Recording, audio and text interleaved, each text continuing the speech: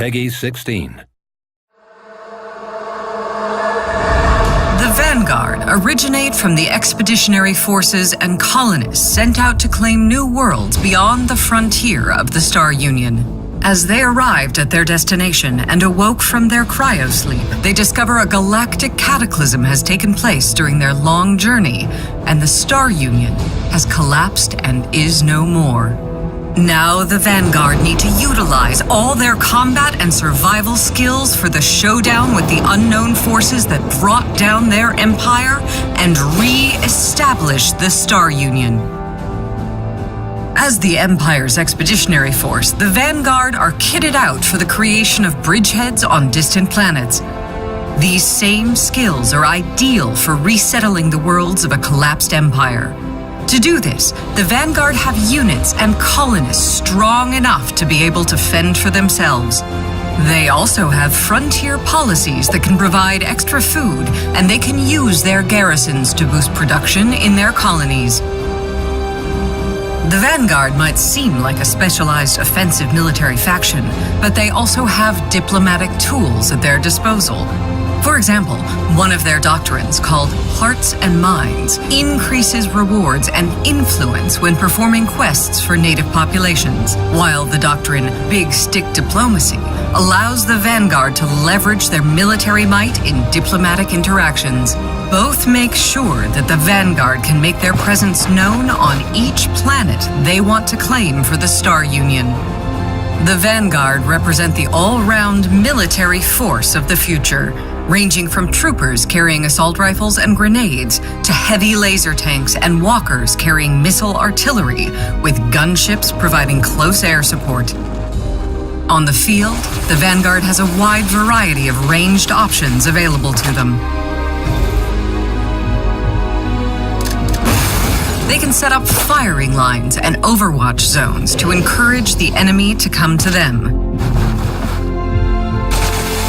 Or use fast units like the Valkyries and the assault bikes, with which they can outflank enemies.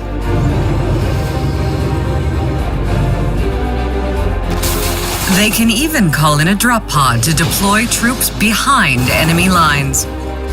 The Vanguard also use drones and robots, like their Owl Scout, that can target paint enemies so that those enemies are easier to hit. Or send out the cute PUG, the Robo-Dog, that can heal, rearm, and smokescreen other units. With their awesome arsenal, hardened frontier spirit, and no-nonsense approach, the Vanguard have a fighting chance of restoring the Star Union to greatness.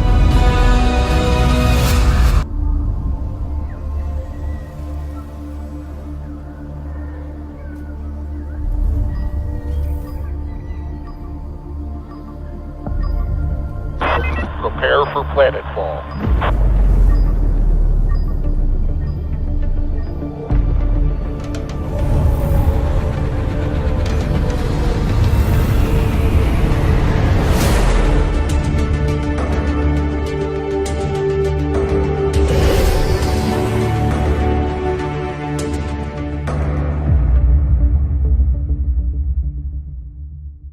They exist in different factions. They come in, with all different looks and specialities.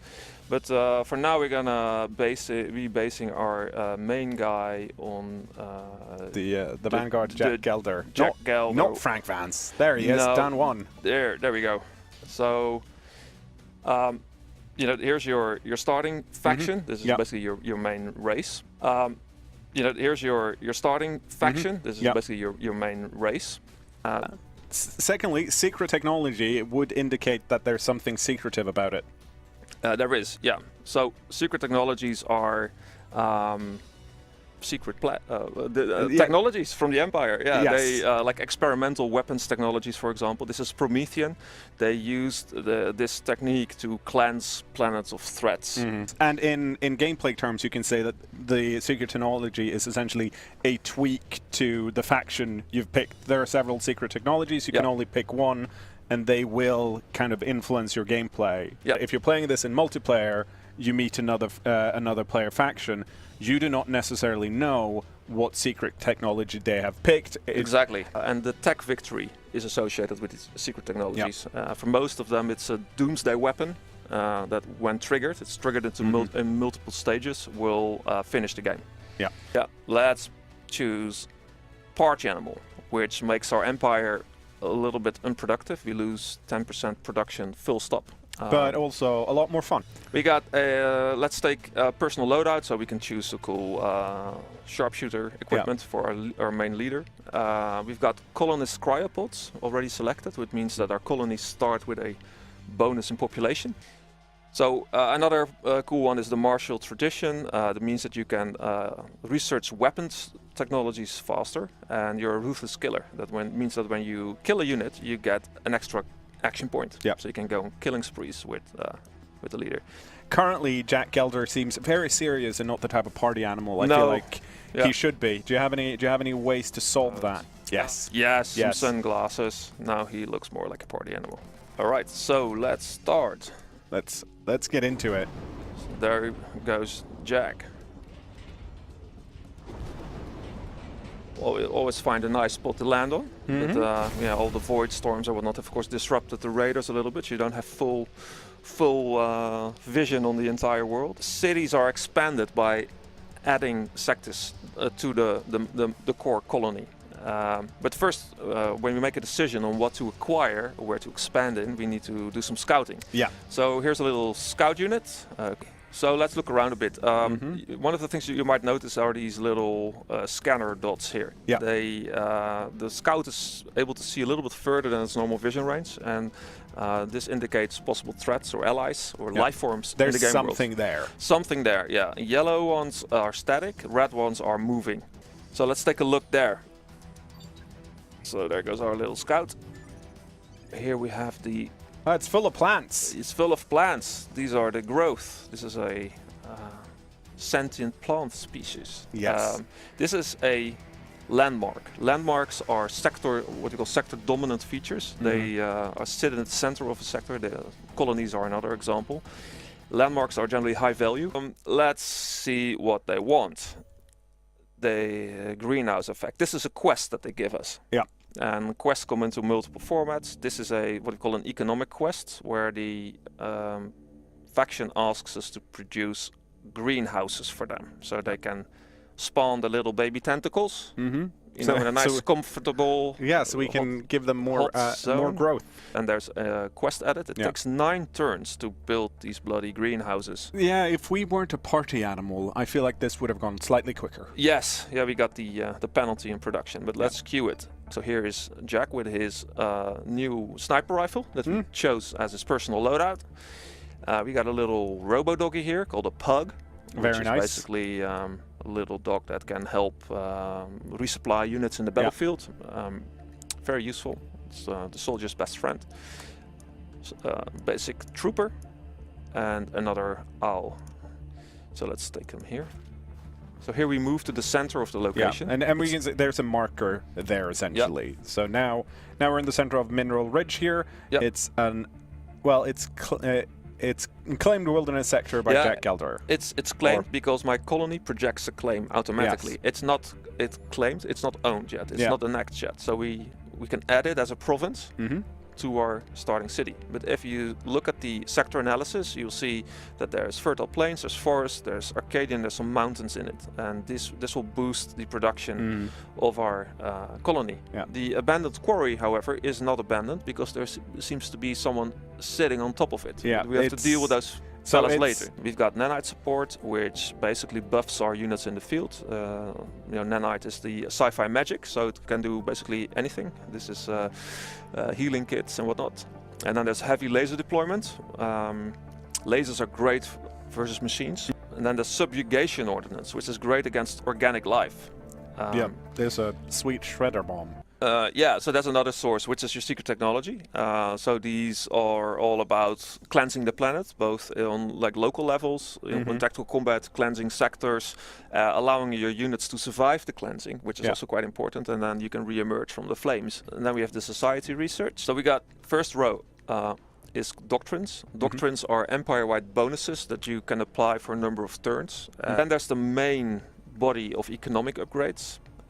They include ways to settle on water, basic frontier facilities, and then in the final categories are operations or covert operations, which allow you to spy on people, allows you to sabotage and keep your people under control. All right, so we captured our first province. Yes, we're one sector up. Yeah. So we're twice as large as we were last time. All right. So we still have these guys to deal with. So they are Imperial Revenants, and these are another faction, just like the. I don't like the look of them.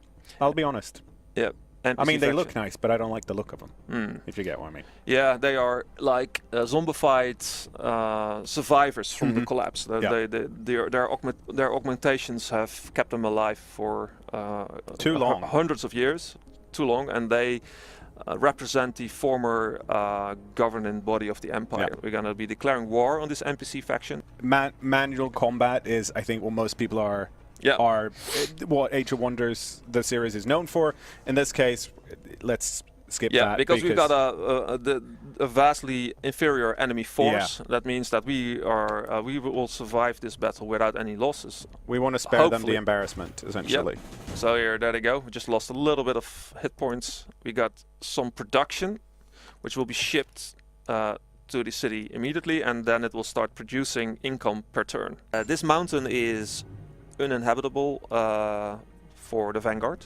Yeah, I mean, I feel like maybe if you were some other type of faction, you might be able to do something with them. Yeah, but unfortunately, that's not the Vanguard. Let's go to the Dragonfly Delta over here, which is... Oh, whoops, who's that? Oh, yeah. Well met, Jack. We hope that we can remain positive relations and coexist on this planet, that our people can re-emerge from the ruins together. What a nice fella. Yeah, let's be nice for now. All right, so we get an overview. This is an overview of all of our factions. We have war with the Paragons, we have war with the Marauders, we're always at war. The Growth are still neutral, and we're hopefully building relations with the Kirko. What do we have here?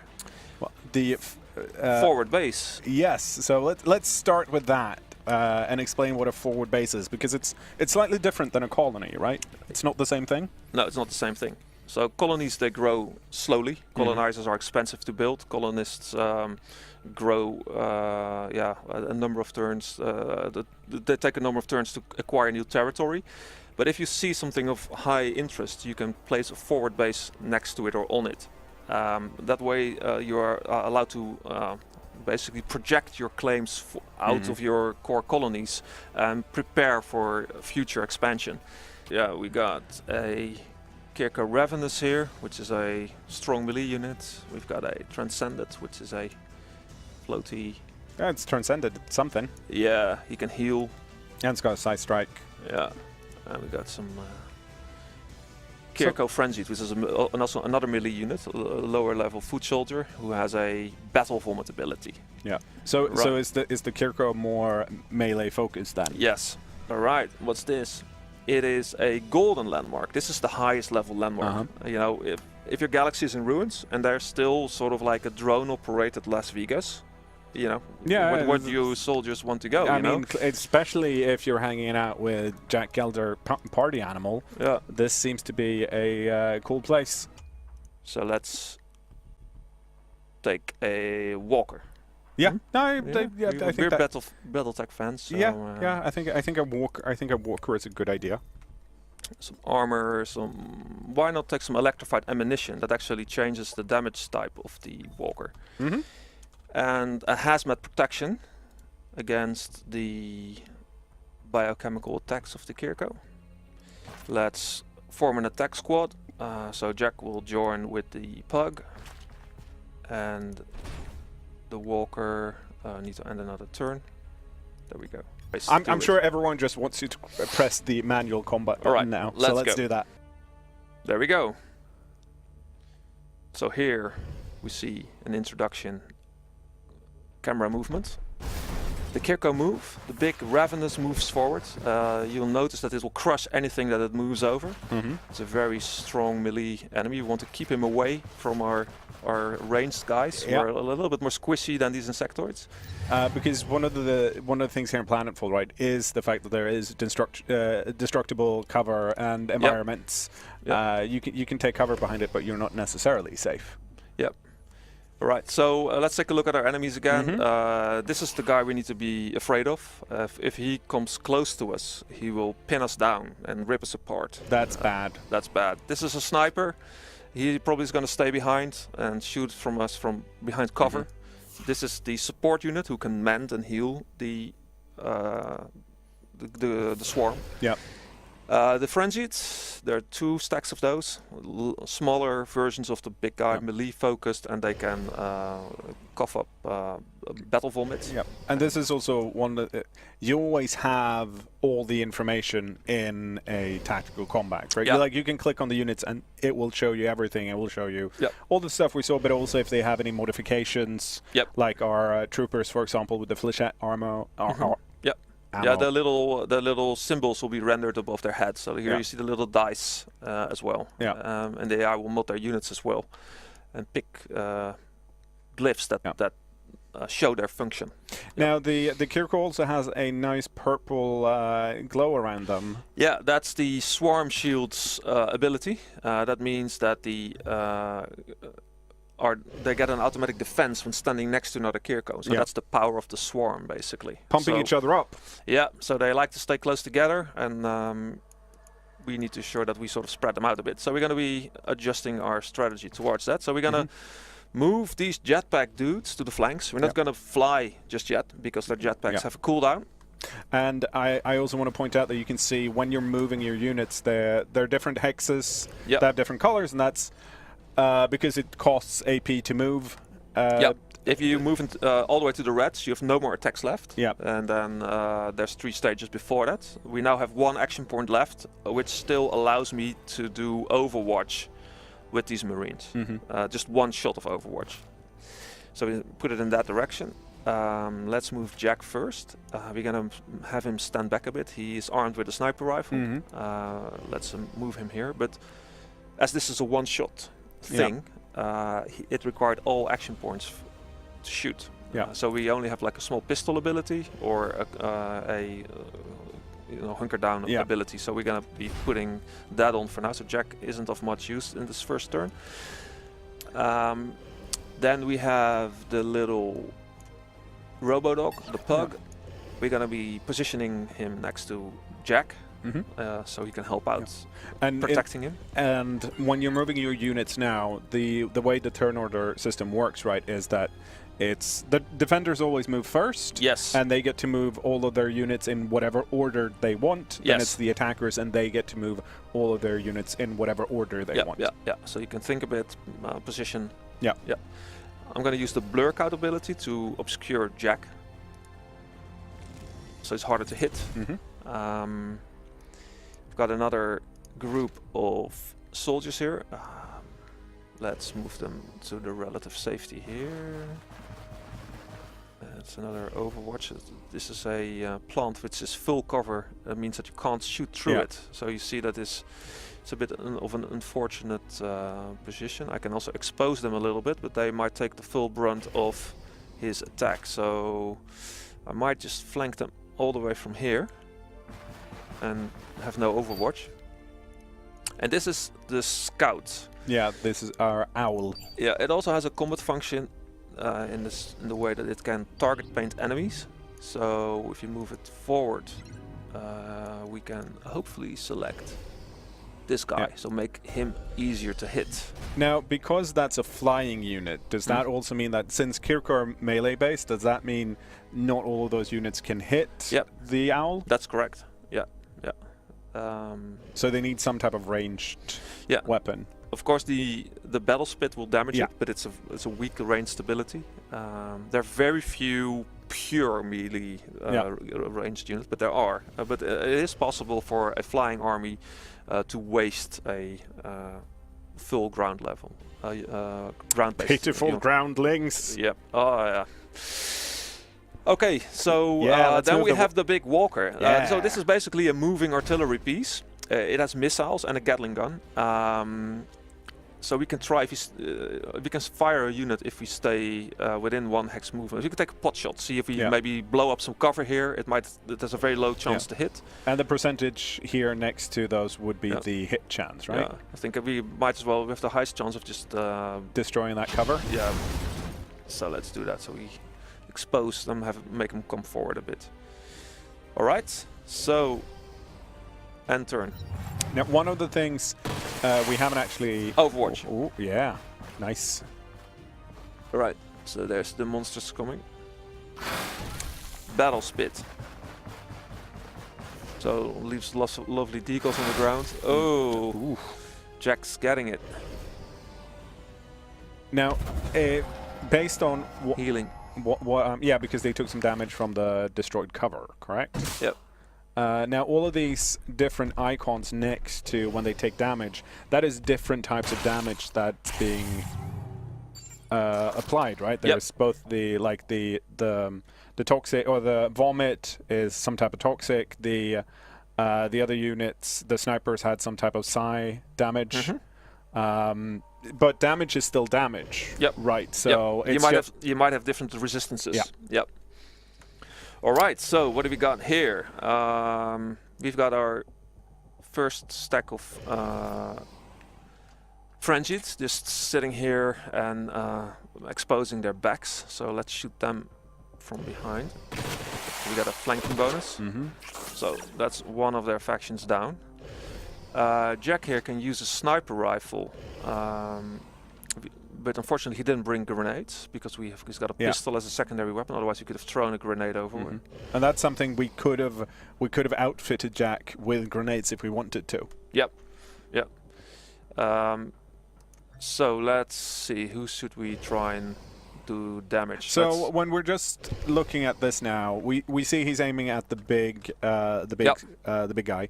95% chance to hit. Then there's the red bar, which I'm assuming is the health of the unit, and the blinking bit would be how much Jack might be able to remove. So it's a single portion, meaning a single shot, and the amount of damage that it can do when successful. So if we were using a unit that had several shots, we'd then see several slots, and if they all hit, they would. Yeah, exactly. And the way it works is that once your 2-hit percentage is above a particular amount, there will never be a full miss again. And I think the cutoff point is 75%. Yeah. So that means that we will always hit, but there might be a what we call a graze, and then that will be half damage. Yeah. So there's no chance that of 1 in 20 that we will fully miss this guy. So he will always damage him. Yeah. So it's a case of Jack doing more damage or half damage. Yep. All right, flanked. We got 15 damage because this is flanked. All right, so we have this little pug buddy here, and this thing is on cooldown because the missile has been used. Yeah. But the pug brings supply, so we can resupply the walker with another shot. So its cooldown resets, and we can just fire another missile from closer range. So we could try and... I'm gonna be blowing up my own cover here, but I got a higher percentage to hit here. So and we could also see that the impact could do stagger. Now, what does stagger do? A very important point that you say. Stagger means that an enemy uses action points. It also means that it will lose its poses, like Overwatch. And in this case, this monster has melee Overwatch. So if it would be next to one of my units and it would fire, the thing would trigger its melee Overwatch and rip it to pieces. So the staggering is an incredibly important mechanic. So that's why it's also really important to actually plan out your turn and make sure that, okay, that unit is an Overwatch, but I want to move past it. I need to try and stagger it by with a grenade or with a missile, or with psionic effect or anything. Yeah. And here we can see with the owl there, we could see, if you hover over the big guy again, you could see that there was 3 shots doing a lot less damage. But still. All right, so these guys moved all the way here. Of course, it's a longer shot. Yep. 55%. Let's just try it. Let's keep Yeah, and in that case, not all of the shots hit, but some of them did, so they took that damage. All right, and yeah, one of the features that I want to show is the operations. So the first turns, you might have noticed there was the operations were charging. Yeah. So in turn 1, there's no operations unless you got a special ability that brings that time forward. But round 2, our satellites and whatnot have gotten into range, and let's just unleash a little bit of Promethean technology, the Pyrex bomb. It's a large area of effect spell, which basically creates a huge gas cloud which will auto-ignite within a number of turns. So if you just throw it here, it might disperse this entire group of Kirko. First turn, there's a gas, and in one turn it will blow everything up. It's important to cast this to throw this at the end of the turn, because it also obscures vision. Oh, okay, yeah. But it's very likely that these Kirko will try to move out of it. So there we go. Next turn. Oh wait, I still have. You still have the owl. The owl ready. Yeah. Let's move him back a bit from the blast range, and take a couple of pot shots. All right. End turn. So there they come, clawing forward. Oh no! Oh no! Not the Poor doggy! Oh no! Oh, he helped us so much. Oh. Oh. He's walking around it. Bam. There it goes. Oh, it got one of them. Yeah, so you put it out at the end of your previous turn, and it activated at the start of your next turn. Yeah, so the enemy has an opportunity to move away, but I don't have the opportunity myself. Yeah, we did lose the pug. He's gonna be, remembered. We probably gonna turn him into a trophy at the headquarters. I mean, we should stuff him somehow. Put him on a mantelpiece. Can you stuff robo-dogs? I don't know, actually. Maybe in the future. All right. So the walker is still around, looking scary. Well, we lost the pug. It can no longer reset. I think it's only one charge anyway. So we use the Gatling gun on the big guy here. Yeah. Oh. That was the electrified ammunition, and we got these guys. So it's sniper versus sniper. Yeah, enemy at the gates. See that movie? Yes, but it's been a while. I think it was.